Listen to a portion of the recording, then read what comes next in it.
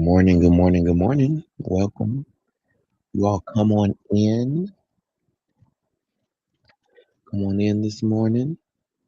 You all know the drill. If you're on Facebook, welcome Facebook land. To all the Facebook followers, those tuned in on Facebook, do me a favor. Click the broadcast, click like. Then will you tag about 3 people in the broadcast and tell them, hey, join in.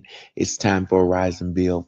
And then, of course, share this to your page, your profile, your pages, and any groups that you're a part of, so that they too can get this Rise and Build coaching call this morning.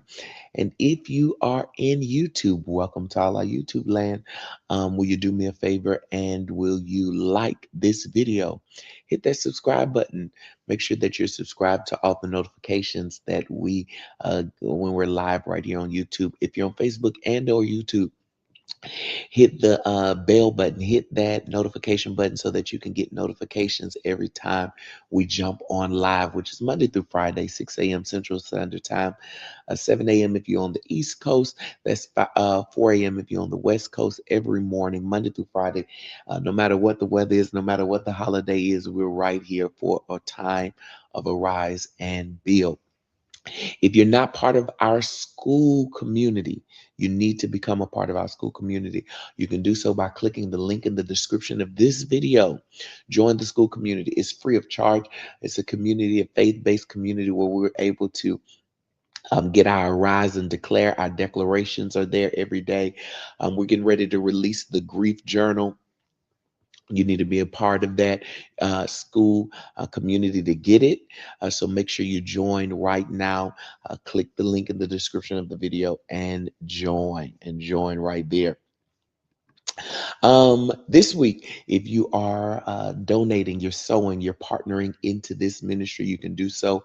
All the ways of giving, if you're on YouTube, is in the description of the video. It's in the comments of the video on Facebook if you're there. Venmo, PayPal, Zelle, Apple Pay, Google Pay. All of the ways is right there. You can sow right there. This week, we're sowing in the denomination of one. So 111, 11, 11, 50, 11, 11. 111, 11, wherever your faith is, wherever your obedience is, wherever your sacrifice is, wherever you can cheerfully give. If you feel led to, you can sow right there to partner with this ministry. We're going to go right into today's broadcast, strength without suppression.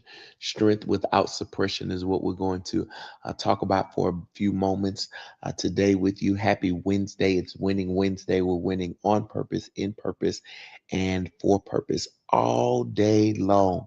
All I do is win, win, win, no matter what. All right, let's correct a very dangerous misunderstanding. Strength is not the absence of emotion. If you're taking notes, which you should be, this is a coaching call, write that down. Strength is not the absence of emotion. You can have emotions and still be strong. Strength is not the absence of emotions. Strength is the ability to feel without folding. Put that in your notes. Strength is the ability to feel. I feel every emotion, but I do not fold under the pressure of that emotion. So, strength is not the absence of emotion, it is the ability to feel the emotion without folding under the pressure of the emotion. Some of us were taught that being strong meant, don't cry. Especially, it's the worst thing we could have did to our men. It creates a toxic masculinity. It creates a toxic energy around masculinity when it comes to cry. Don't you cry? I remember hearing people tell their young boys don't cry. And that creates an emotional stuntness in their development. And we wonder why, we're 50 and you're 60 and 70 and you're dealing with men who cannot verbalize their emotions and verbalize what's going on, because we created that as a child in them. Don't cry. Things like don't talk about it. That was one of the biggest things, especially in the African American home, was what goes on in this house stays in this house. We don't talk about it. We swept everything under the rug. And that creates a people who will go through and endure and never articulate what they endure, which is why some of us are so heavy, so burdened down, because we're carrying years of things that we've swept under the rug.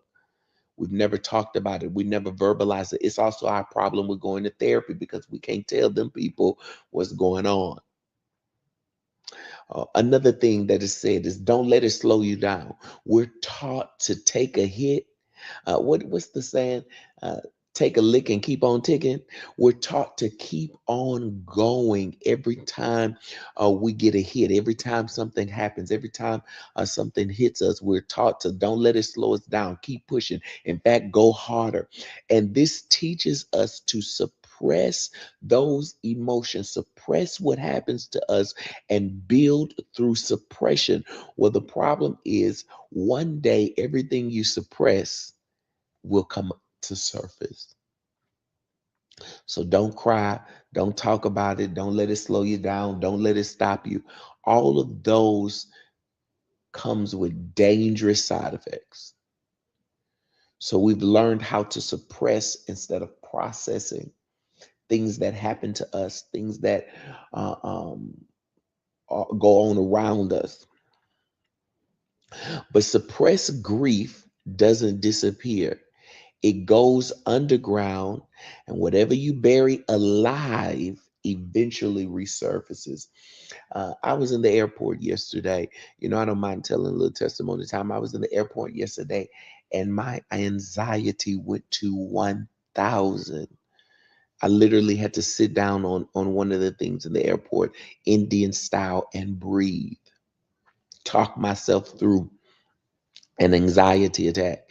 And I begin to breathe. I taught you that if you were not a part of the community when I taught the breathing exercise, I'll teach it for just a second right here, is that you breathe in everything you want: peace, love, joy, happiness, finances, favor. Breathe that in, deep breath. And then you breathe out, or you release everything that's there: toxicity, sadness, frustration, anger, um, all of those things. So breathe in, breathe out.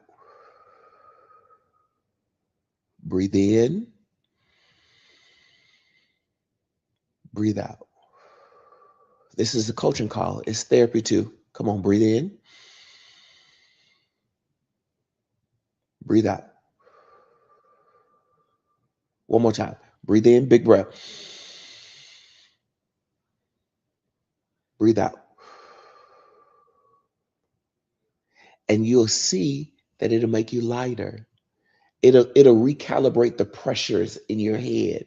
It'll that pressure behind your eye, that anxiety, that tenseness. Every time you do that, it releases it.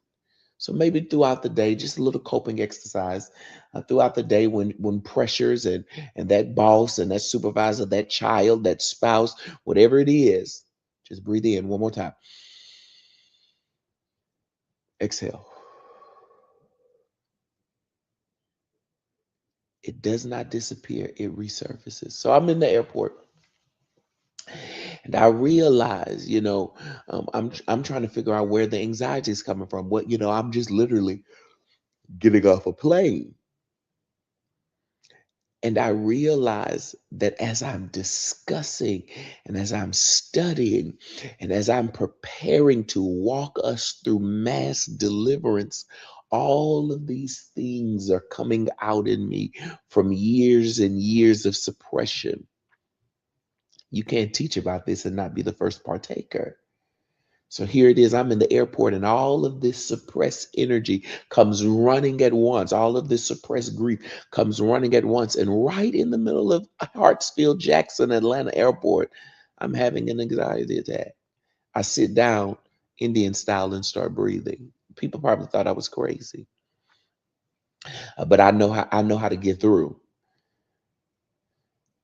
So now what I'm talking about today is to help us not suppress that, so that it does not come and resurface at the wrong time, because you can be in the wrong place. What if I was driving What if I was in the middle of, a ice storm and started having a panic attack, couldn't see, couldn't figure out, couldn't ground myself? It would have been dangerous. But whatever you bury alive eventually resurfaces. And so we want to deal with not suppressing this thing. Today's call is about learning how to be strong without suffocating your soul. And learning how to be strong without suffocating your soul. Truth number one, write notes. Suppression is not self-control. I don't know who taught us that. Many of us confuse suppression with discipline. Put my, a famous prophet taught us, put your emotions on the schedule. Yeah, that's good. It is. It is. You do need to learn how to keep building, but suppression is not discipline. Suppression is not the answer. Suppression and discipline are not the same. Suppression says, I don't feel this, while self control says, I feel this, but I choose how I respond. Watch that. Suppression says, I don't feel it. I suppress it. Oh, I'm happy. When people ask you, how that make you feel? I'm good. You suppressing. But self-control says, I feel it. And this is how I feel, but I'm going to respond this way. I feel the depression. I feel the anger. I feel the frustration. I feel the betrayal. I feel the letdown, but I am going to respond to my purpose. I'm going to respond with purpose. I'm going to respond in purpose because I got an assignment. I got something I got to complete. There's people depending on me. I feel it, but I respond. I choose. I control. Self control and discipline is I choose how I respond to what I feel. Suppression says I don't feel it. Self control and discipline says I choose to respond to how I feel. Suppression ignores the emotion, while self control manages it.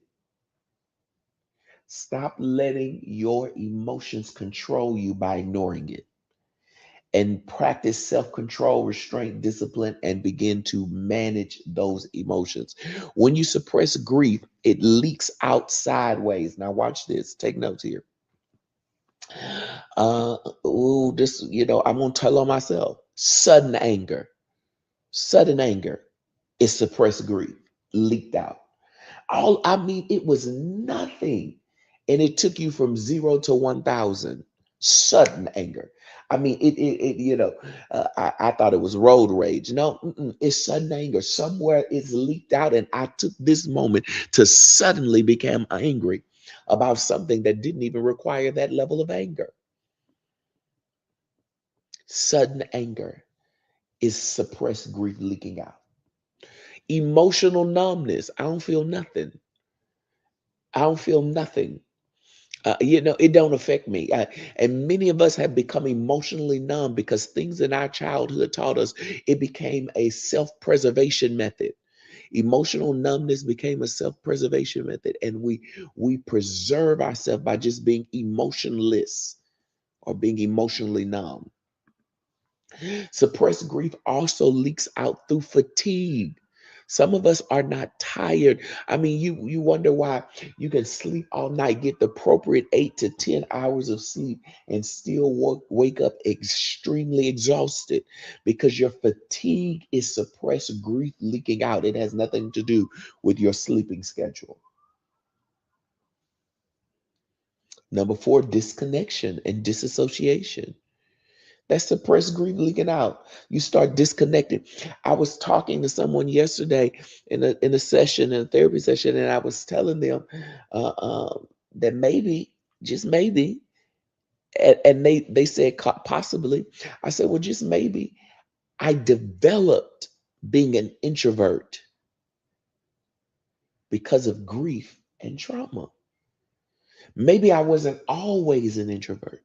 Maybe that became a badge, a self preservation, a disconnection, and a disassociation with life, reality, people, places, and things in order to protect myself. And it's really suppressed grief and trauma that's leaking out. Many people ask me, how are you a pastor? And you're an introvert. How are you a pastor with social anxiety? Well, maybe, just maybe a little bit of that is disconnection and disassociation. It's a coaching call. I'm going to get free. If you don't get free, I'm going to get free. Number 5, overworking. We throw ourselves into work. That's grief suppressed because you don't want to feel it. So you just work, work, work, work, work, work. And you're overworking to avoid feeling what it is that's necessary for you to manage. It's suppressed grief. Stop overworking. You're wearing yourself out. You're going to burn out when all you got to do is just manage the emotion. You're not losing control. You're carrying too much without release. I was there in that airport yesterday and I said, Jay, you are carrying too much. You are worried about too much. You're being pulled in too many directions. You're savior to too many people. You're becoming a God, lowercase g, capital G, whatever, to too many people. And you need to pull back. You need to release a little of this, release some of this because it is wearing you out. I'm talking to somebody listening this morning, whether you're listening live on February 4th or you're listening to the replay any day of the year. This message is for you. You need to release some of that you're carrying. As a builder, we don't ignore emotions, we steward them well. And I want you to start stewarding your emotions well. Core truth number 2, I got to hurry up because it looks like all the month of grief, we're going to be going over our time. And I want to stay in that time period, especially for those that are guests visiting. Welcome all the people. This is your first time tuning into the broadcast. I thank you for tuning in. I pray that something is said to bless you, to shift you. If you're listening, tuning in, will you tag 3 people, 2 to 3 people right there in the comments? Let them know, hey, this grief conversation is good. You need to get in here. Stop right now. I know you may have already tagged somebody. Tag somebody else. You got too many followers. You got too many people connected to you. Tag them right here. They need to hear this. If you're on YouTube, share this out to a couple more people right now. Make sure you like, tag, subscribe, and share this broadcast. Core truth number 2. Feeling does not mean failing. Feeling does not mean, when you start feeling things, it does not mean that you failed at anything. Some of us feel like we failed because we're not feeling. Because we are feeling. We feel like that, I got to put my emotions on schedule. I got to lock them up, put them in a vault. And the moment I start feeling something, that I've started failing. And that's not true. Many of us start feeling like if I let myself feel something, I'll start falling apart. And that's not true. Feeling does not equal folding. Crying does not cancel your calling. Grieving does not erase your process or your progress. Acknowledging pain doesn't mean you're stuck in it. Emotions are indicators, they are not instructions. Write that down. Emotions are indicators and they're not instructions. Many of us take emotions as instructions. I'm angry, so that instructs me to cut people off, to be mean to people, to act crazy to people, to tell them how I feel in a negative way, to shade them, to all of these things. Or I'm sad, so I'm just gonna cuss everybody out, and these are indicators. They're not instructions. They do not give you instructions because you feel a certain way. You need to do this. They're indicators that there's something that you need to deal with internally. They're not instructions to act external towards other people, places, and things. Emotions tell you where healing is needed, not where to quit. Some of us, we get an emotion and well, you know what? I'm just not gonna do that. I'm just not gonna go there. Why? Why? I ain't gotta be a part of it. Why? You know what? Y'all can do it on your own. No, no, no. Emotions are indicators. They are not instructions. Stop moving at your emotions and start allowing them to indicate places that are inside of you that still need God, that still need grace, that still need healing. Not indicators, not instructions to quit, to give up, to throw in the towel. Strength is the courage to sit with pain. Write that down. Write that down. Strength is the courage to sit with pain without letting the pain take the wheel. Strength is the courage to sit with pain without letting the pain take the wheel. In other words, the courage to sit in your emotions without letting your emotions control your behavior. Truth number 3, we got to hurry. Truth number 3. God designed emotions to be processed. God designed emotions to be processed. God gave you emotions on purpose. They're not a flaw in your design. They are part of the great masterpiece, the workmanship, the handiwork of God in your life. The problem is not feeling. The problem is refusing to process the feeling. The problem is not feeling, it's the refusing to process the feeling. When emotions are processed, they move, they soften, they lose intensity. Some of us are suppressing our emotions so they don't move, they don't go nowhere.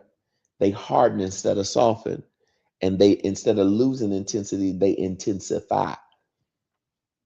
We need to process our emotions so that they don't harden, distort, or control. God doesn't ask us to be numb. He invites us to honest, regulated feelings, times of conversation with Him about how we do. I'm going to say this. I'm going to say this. We got a grave misconception of Job, that Job was patient. But I want you to go back and read the book of Job. Job was angry. He was frustrated. What he did do that we don't do is he talked to God directly about it. He didn't suppress it. Some of us are angry with God and we won't tell him, but it's coming out in why we don't believe him anymore, why we doubt that he can do and show up in our lives anymore, because we're angry about the last outcome. You need to be like Job and you need to bring it to him. We talk about Job, this great man of patience, but we really need to talk about Job, this great man who articulated his anger, his frustration, and his sadness to God. And God can handle that. Can I put this in your notes?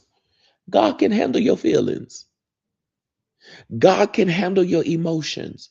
God can handle your questions. I know we were taught as children, don't question God, but God can handle them. He can handle how you feeling. Process them with him. Process your feelings with God. Bring them. He says, all those who are heavy burdened, all those who heavy burden, bring them to him. Cast your cares upon him. You can get rest in him.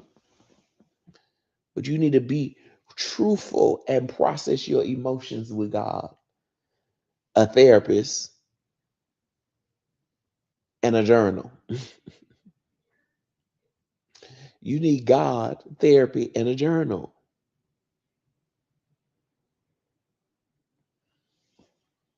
That's how healings happens. Let's practice this. Let me give you a homework assignment. We can get out of here. What emotion have you been pushing down instead of processing? Write down a list of what emotion or emotions have you been pushing down instead of processing? Grief, anger, disappointment, sadness. What emotion or emotions have you been pushing down instead of processing? Then ask yourself, what would it look like to feel this emotion we just talked about, without letting it run my life? What would it look like to feel it without having it control me? Name it, sit with it, breathe through it. You're not weak for feeling it.